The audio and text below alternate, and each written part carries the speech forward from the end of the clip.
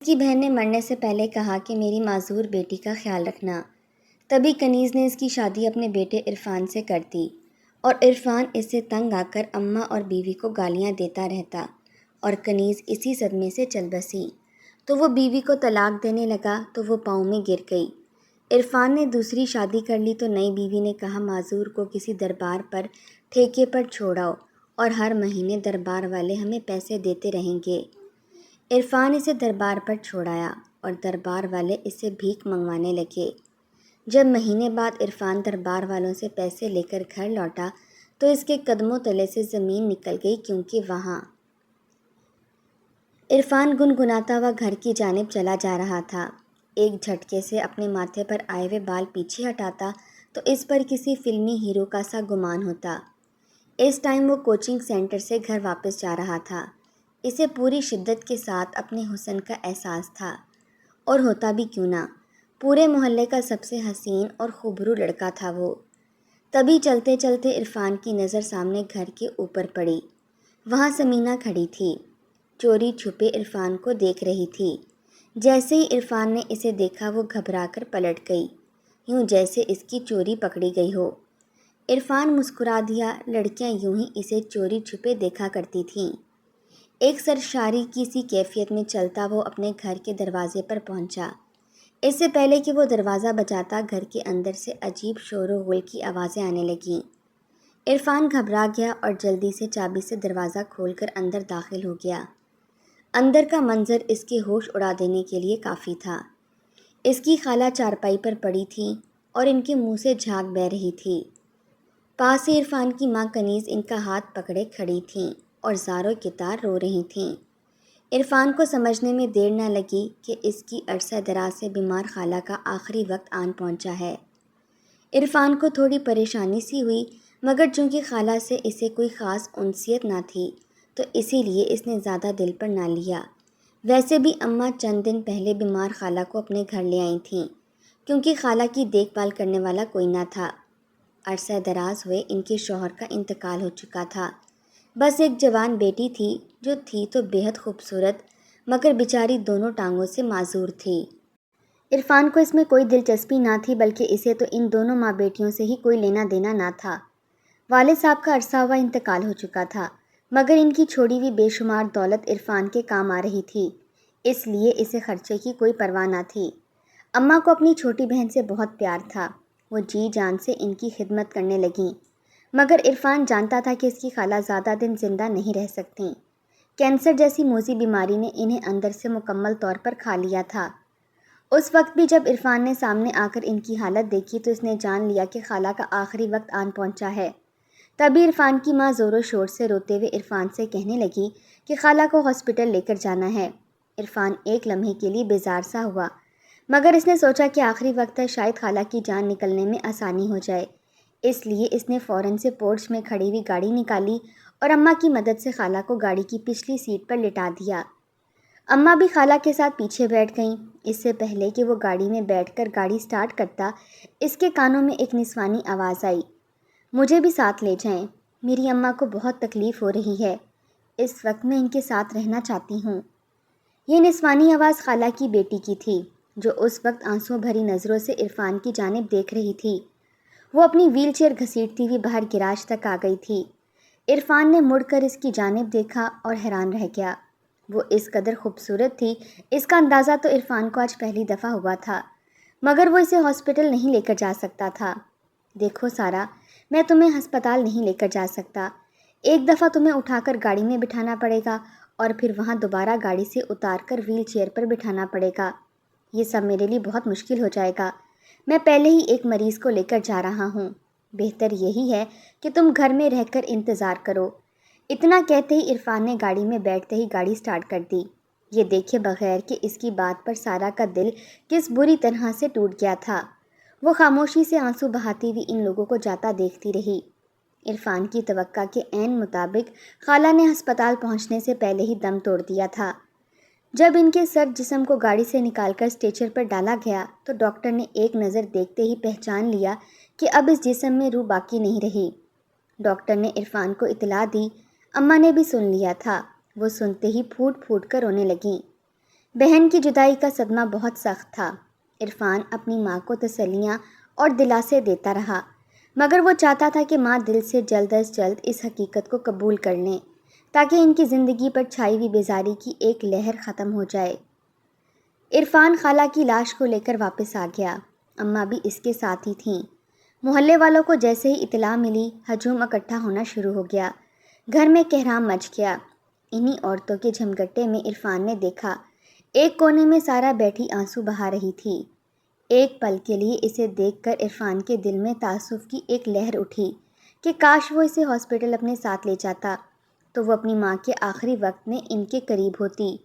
مگر جلد ہی عرفان نے اپنے دل میں آئے اس خیال کو جھٹک دیا، میں اس کو ساتھ لے بھی جاتا تو کون سا اس نے اپنی ماں کو بچا لینا تھا۔ ویسے بھی خالہ جس تکلیف میں تھیں، اچھا ہی ہوا کہ ان کا انتقال ہو گیا اور انہوں نے اس تکلیف سے نجات حاصل کر لی۔ عرفان نے خود کو دلاسا دیا اور باہر مردوں میں جا کر بیٹھ گیا۔ چند دن کے بعد گھر میں چھایا ہوا سوگوار ماحول ختم ہونے لگا۔ عرفان صبح کالج جاتا، شام میں کوچنگ سینٹر اور چھٹی والے دن باپ کے کاروبار کا حساب کتاب دیکھتا تھا۔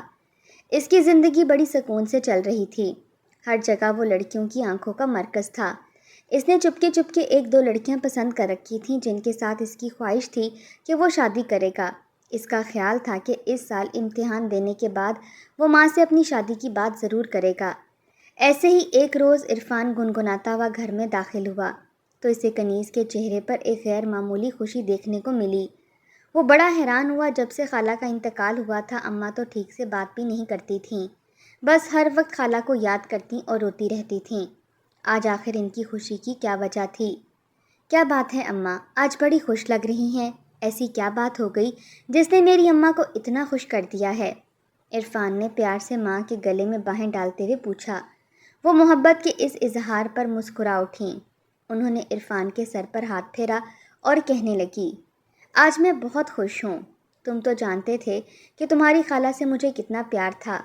ماں باپ کے انتقال کے بعد میں نے اسے ماں بن کر پالا تھا اور جس تکلیف میں اس نے اپنی زندگی کا آخری وقت کاٹا ہے وہ سب مجھے بھولتا نہیں ہے۔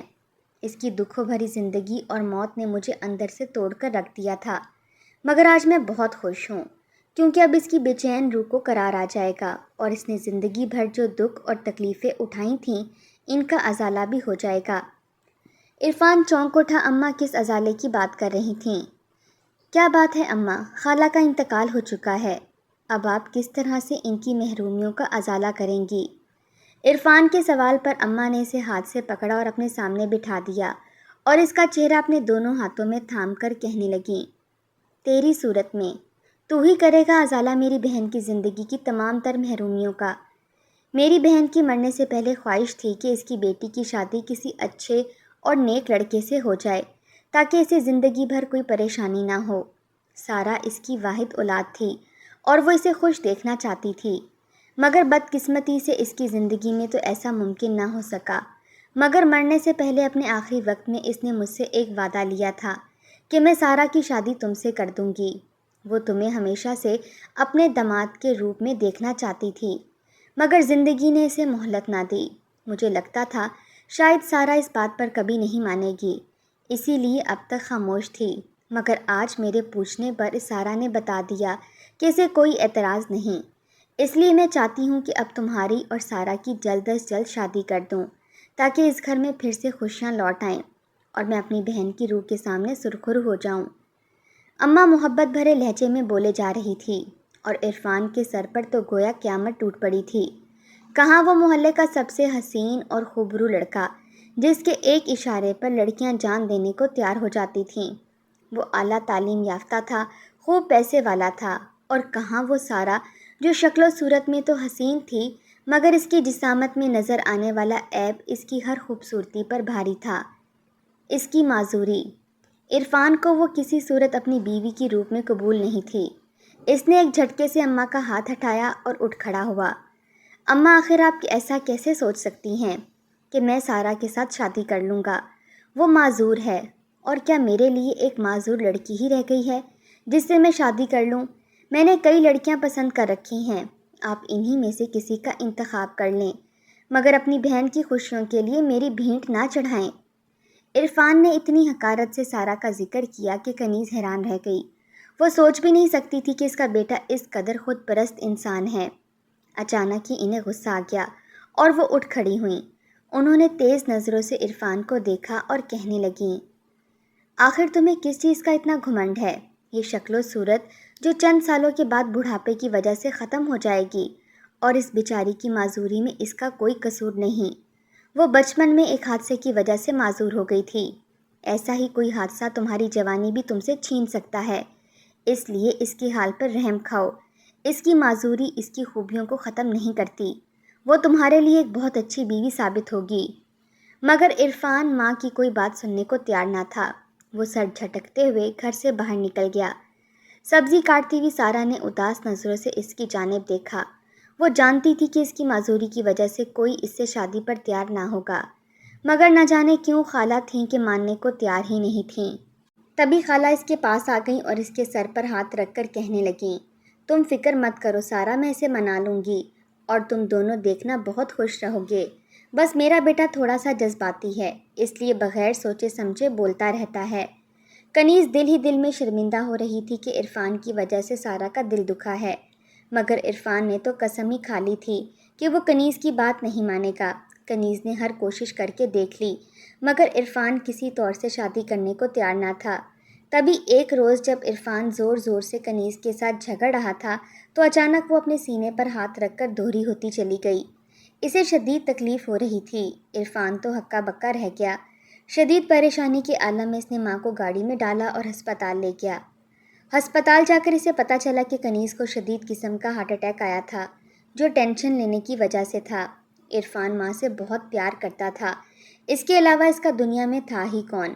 ICU کے باہر ٹہلتے ہوئے وہ مسلسل بس ایک ہی دعا کر رہا تھا کہ جلدی سے اماں ٹھیک ہو جائیں، اس کے بعد وہ جو کہیں گی وہ مان لے گا۔ اس کی دعائیں رنگ لے آئیں اور جلدی کنیز صحت یاب ہو کر گھر واپس آ گئی۔ مگر اب اس نے عرفان سے بولنا بالکل ختم کر دیا تھا۔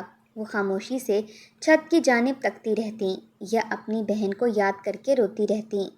آخر عرفان نے ہتھیار ڈال دیے اور ایک روز آ کر اس نے کنیز سے کہا کہ وہ سارہ کے ساتھ شادی کرنے کے لیے تیار ہے۔ کنیز کو یقین نہ آیا کہ عرفان اتنی جلدی کیسے مان گیا، مگر وہ بہت خوش تھی۔ اس کی خوشیوں کا ٹھکانہ نہ تھا۔ اس نے خاندان بھر میں اعلان کر دیا کہ سارہ اور عرفان کی شادی ہونے لگی ہے۔ جس نے سنا اس نے دانتوں تلے انگلیاں دبا لیں کہ عرفان جیسا قابل لڑکا اور ایک معذور لڑکی کے ساتھ کنیز اس کی شادی کر رہی ہے۔ جلدی کنیز نے خوب دھوم دھام سے سارہ اور عرفان کا نکاح پڑھا دیا۔ دلہن بن کر سارہ پر بے حد روپ آیا۔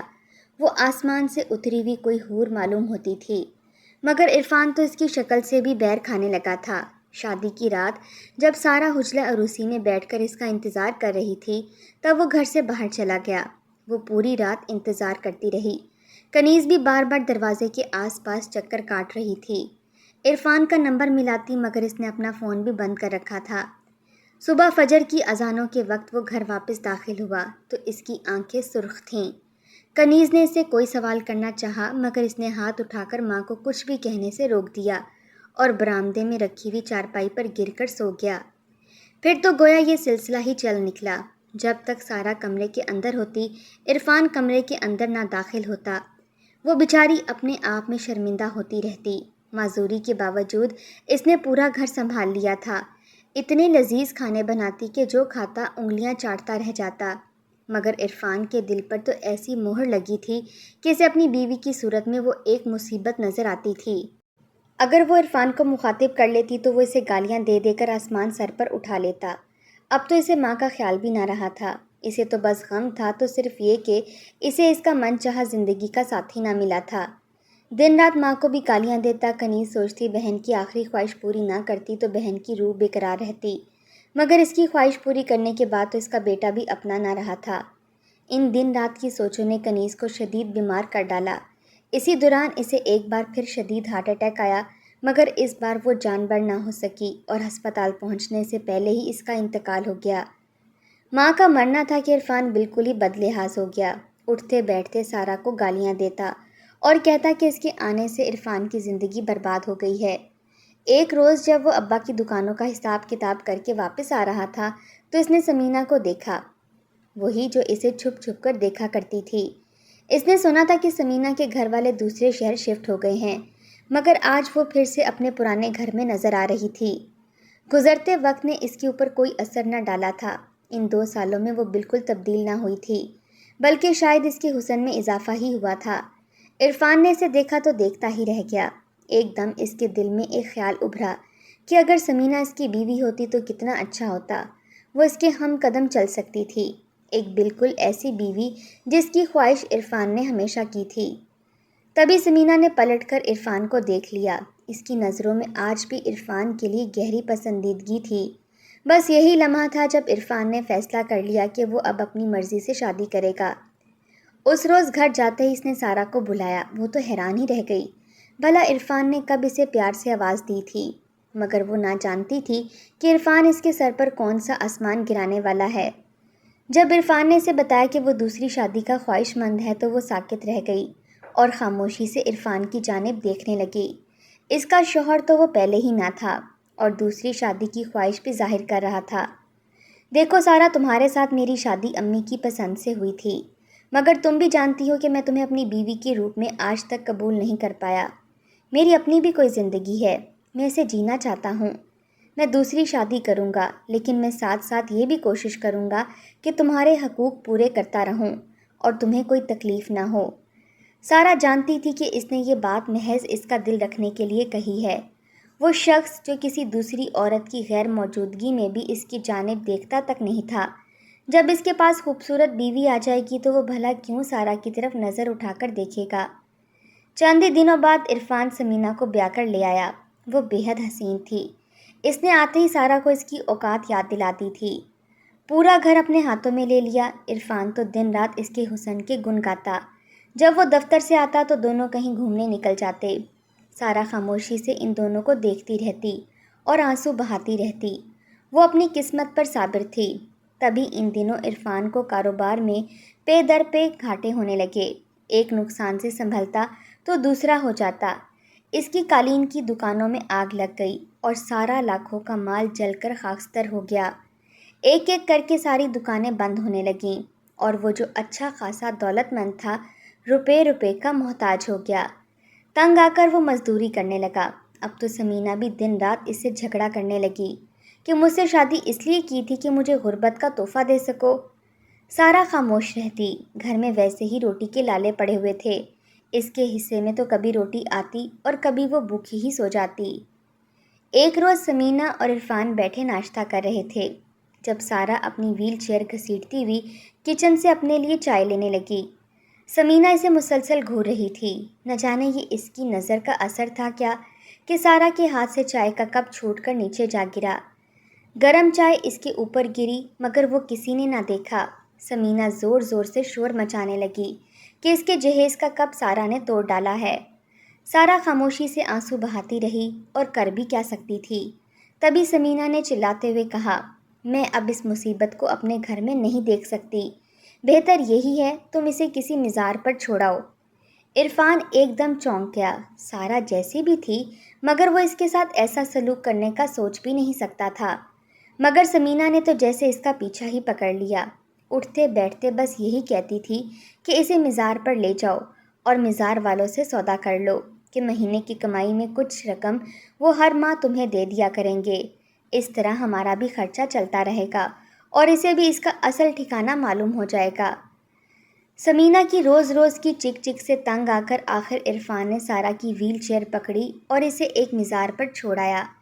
وہاں نشائی اور موالی مردوں کے ہجوم میں سارا خاموشی سے بیٹھی عرفان کو جاتا ہوا دیکھتی رہی۔ وہ بے حد خوف زدہ تھی مگر عرفان کو روک بھی نہیں سکتی تھی۔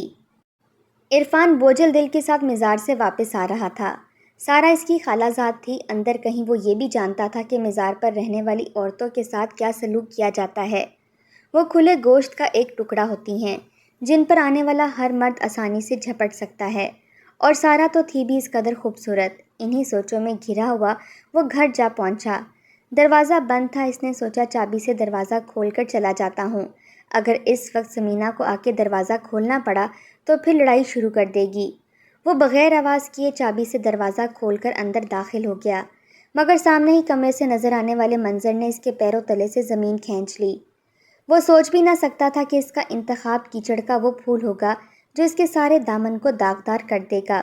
سامنے ہی کمرے میں سمینہ محلے کے ایک لڑکے کے ساتھ انتہائی قربت میں تھی۔ وہ لڑکا سمینہ کے بازو میں چوڑیاں پہنا رہا تھا۔ سمینہ اشتیاق بھری نظروں سے ان چوڑیوں کو دیکھ رہی تھی۔ عرفان کو اچانک یاد آیا وہ پچھلے کئی دنوں سے چوڑیوں کی فرمائش کر رہی تھی، مگر عرفان کے پاس اتنے پیسے نہ تھے کہ وہ اسے چوڑیاں دلا پاتا۔ شاید سمینہ نے اپنی خواہشوں کو پورا کرنے کے لیے کوئی دوسرا راستہ ڈھونڈ لیا تھا۔ عرفان آگے بڑھنے لگا، تبھی اچانک سمینہ کی اس پر نظر پڑ گئی۔ ایک پل کے لیے تو اس کے چہرے پر خوف کے سائے لہرائے، مگر پھر اچانک وہ سینہ تان کر کھڑی ہو گئی۔ کیا دیکھ رہے ہو عرفان؟ تم نے میری زندگی برباد کر دی ہے۔ تمہارے ساتھ یہاں رہتے ہوئے میں 2 وقت کی روٹی کی بھی محتاج ہو گئی ہوں۔ میرا حسن کملا کر رہ گیا ہے۔ میں اب مزید تمہارے ساتھ نہیں رہ سکتی۔ اگر تمہیں مجھے رکھنا ہے تو میرے آشنا کو بھی برداشت کرنا پڑے گا۔ وہ میرے اخراجات اٹھاتا ہے اور بدلے میں صرف میرا کچھ وقت چاہتا ہے۔ عرفان حیران رہ گیا سمینہ کس قدر ڈٹھائی سے اپنے گناہ کا اعتراف کر رہی تھی۔ راشد کمینگی سے مسکرا رہا تھا۔ اچانک عرفان آگے بڑھا اور راشد کو زوردار تھپڑ دے مارا۔ دونوں میں ہاتھا پائی ہونے لگی اور راشد خود کو چھڑا کر گھر سے بھاگ گیا۔ عرفان کے ہونٹوں سے خون بہہ رہا تھا۔ سمینہ خاموش کھڑی یہ تماشا دیکھ رہی تھی۔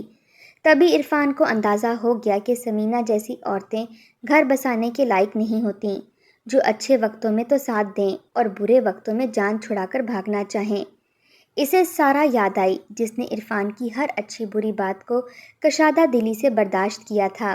جیسے ہی اسے یاد آیا کہ اس وقت وہ مزار پر تنہا ہے اور نہ جانے اس کے ساتھ کیا سلوک ہو رہا ہوگا، وہ گھبرا کر اٹھا اور گھر سے باہر نکل گیا۔ اندھا دھند دوڑتے ہوئے جب وہ مزار تک پہنچا تو سارا کے گرد کئی مرد جمع تھے۔ کوئی اس کے چہرے کو ہاتھ لگا رہا تھا، کوئی اس کی چادر کو کھینچنے کی کوشش کر رہا تھا۔ وہ سہمی ہوئی خود کو چھپا رہی تھی، مگر بھاگ کر کہاں جا سکتی تھی؟ اس کی معذوری اس کے آڑے آ جاتی تھی۔ تبھی عرفان وہاں جہاں پہنچا، اس نے دھکے مار کر سارے مردوں کو وہاں سے دور ہٹا دیا اور سب حیرت سے دیکھ رہے تھے۔ عرفان گھسیٹتا ہوا سارا کو اپنے ساتھ باہر لے آیا۔ سارا حیرت بھری نظروں سے اس کی جانب دیکھ رہی تھی۔ رکشے میں بیٹھ کر جب وہ دونوں گھر واپس آئے تو گھر کا دروازہ چوپٹ کھلا ہوا تھا۔ اندر سمینہ کہیں موجود نہ تھی، شاید وہ عرفان کی زندگی سے جا چکی تھی۔ عرفان سارا کو ویل چیئر پر بٹھا کر گھر کے اندر لے آیا۔ آج پہلی دفعہ اس نے سارا کی جانب محبت بھری نظروں سے دیکھا تھا۔ اس نے جان لیا تھا کہ سارا کی اصل خوبصورتی تو اس کی وہ نیک سیرت ہے جس کے سبب وہ اپنے شوہر کی وفادار تھی۔ مجھے معاف کر دو سارا، میں نے تمہارے ساتھ بہت برا سلوک کیا، مگر میں وعدہ کرتا ہوں کہ اپنے ہر سلوک کا ازالہ ضرور کروں گا۔ آج کے بعد سے میں تم سے اونچی آواز میں بات بھی نہیں کروں گا اور تمہیں وہ محبت دینے کی کوشش کروں گا جو میں نے آج تک غلط لوگوں پر لٹائی ہے۔ پیار سے اس کے چہرے پر ہاتھ پھیرتا ہوا عرفان کہہ رہا تھا، اور سارا کو اپنی خوش قسمتی پر یقین کرنا مشکل ہو رہا تھا۔ اس نے آسمان کی جانب نظر دوڑائی اور دل ہی دل میں شکر ادا کیا۔ دیر سے ہی صحیح قدرت کو اس پر رحم آ ہی گیا تھا۔